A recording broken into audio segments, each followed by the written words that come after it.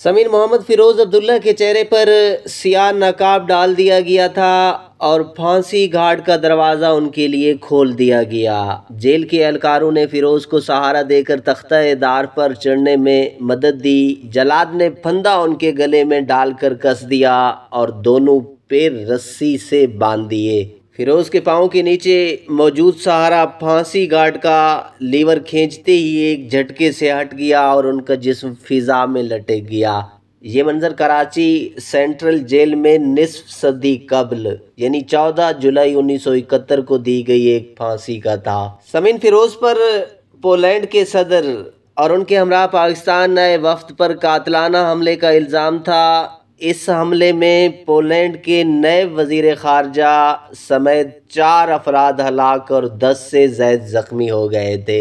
مگر یہ کہانی شروع کیسے ہوئی اور غیر ملکی ہائی پروفائل مہمانوں پر کیے گئے اس حملے کے محرکات کیا تھے، یہ ایک دلچسپ داستان ہے۔ سمین پولینڈ کے صدر 28 اکتوبر 1970 کو 5 روزہ دورے پر پاکستان پہنچے تھے۔ ان کے وفد میں ان کی اہلیہ باربرا استخارسکی، نائب وزیر خارجہ اور ان کی اہلیہ اور دیگر حکام شامل تھے۔ اپنے اس قیام کے دوران انہوں نے جہاز رانی کی صنعت سمیت معاشی تعاون کی یادداشتوں پر دستخط کیے تھے۔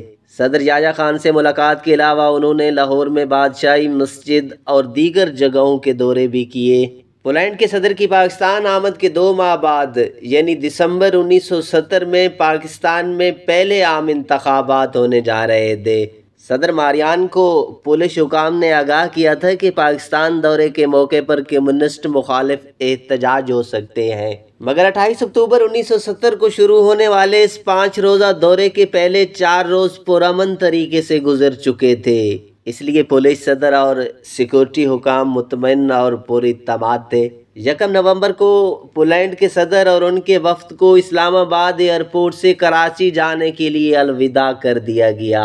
1 نومبر 1970 کی صبح 11 بجے کراچی میں درجہ حرارت 30 ڈگری سینٹی گریڈ تھا۔ روسی ساختہ طیارے IL-18 نے کراچی کے ہوائی اڈے پر لینڈ کیا۔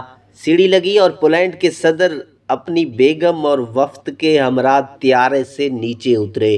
ان کا کراچی ایئرپورٹ پر موجود مہمانوں سے تعارف کرایا گیا، جن میں سرکاری حکام کے علاوہ عمائدین شہر بھی شامل تھے، جبکہ صحافی ساتھ ساتھ چلتے ہوئے ان کے تاثرات قلم بند کر رہے تھے۔ نیو یارک ٹائمز کی رپورٹ کے مطابق اسی آسنا میں پاکستانی انٹرنیشنل ایئر لائن کی ایک کیٹرنگ وائن جو پہلے صدر کے طیارے کے عقب میں موجود تھی، اس نے اچانک رخ موڑا اور استقبالیہ میں موجود افراد کی جانب تیز رفتاری سے بڑھی اور چند سیکنڈز کے اندر اندر یہ گاڑی مہمانوں اور میزبانوں پر چڑھ دوڑی اور یہاں موجود بیشتر افراد اس کی زد میں آ گئے۔ صدر ماریان چونکہ چند فٹ کی دوری پر تھے اس لیے وہ محفوظ رہے، مگر اس حملے میں پولینڈ کے نائب وزیر خارجہ، پاکستان کے شعبہ اطلاعات کے فوٹوگرافر اشرف بیگ، پاکستان کی سرکاری نیوز ایجنسی APP کے فوٹو ایڈیٹر یاسین، انٹیلی جنس بیورو کے افسر چودھری نذر احمد شدید زخمی ہونے کے بعد ہلاک ہو گئے،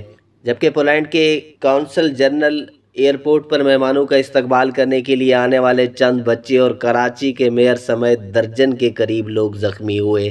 اگلے روز روزنامہ جنگ میں شائع ہونے والی خبر کے مطابق جو افراد ہلاک ہوئے تھے ان میں زیادہ تر گاڑی کے نیچے پھنس گئے تھے اور یہ گاڑی انہیں دور تک گھسیٹتی ہوئی ساتھ لے گئی تھی۔ خبر کے مطابق پولیس اور دیگر سیکیورٹی اہلکاروں نے وین کو ہاتھوں کی مدد سے اٹھا کر شدید مضروب افراد کو باہر نکالنے کی کوشش کی، لیکن انہیں کامیابی حاصل نہ ہوئی، جس کے بعد PIA کی کرین منگوائی گئی جو 10 منٹ کے انتظار کے بعد پہنچی اور اس طرح گاڑی کو اٹھا کر لاشیں نکالی گئیں۔ سمین حملہ آور محمد عبداللہ فیروز کون تھے؟ 32 سالہ محمد عبداللہ فیروز کے والدین انڈیا سے کراچی آ کر آباد ہوئے تھے اور وقت کے ساتھ ساتھ عبداللہ کا مذہبی شدت پسندی کی جانب رجحان بڑھتا گیا تھا۔ محقق پال میجنسکی لکھتے ہیں کہ محمد عبداللہ فیروز کا خاندان اس کو ذہنی مریض سمجھتا تھا۔ عبداللہ فوج میں بطور ڈرائیور نوکری کرتے تھے، مگر بعد ازاں انہیں نوکری سے فارغ کر دیا گیا۔ عبداللہ نے سن 1969 میں پاکستانی ایئر لائن سے ملازمت اختیار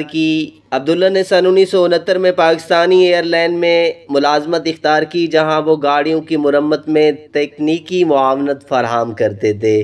عبداللہ کے ساتھی ان کو جنونی کہتے تھے۔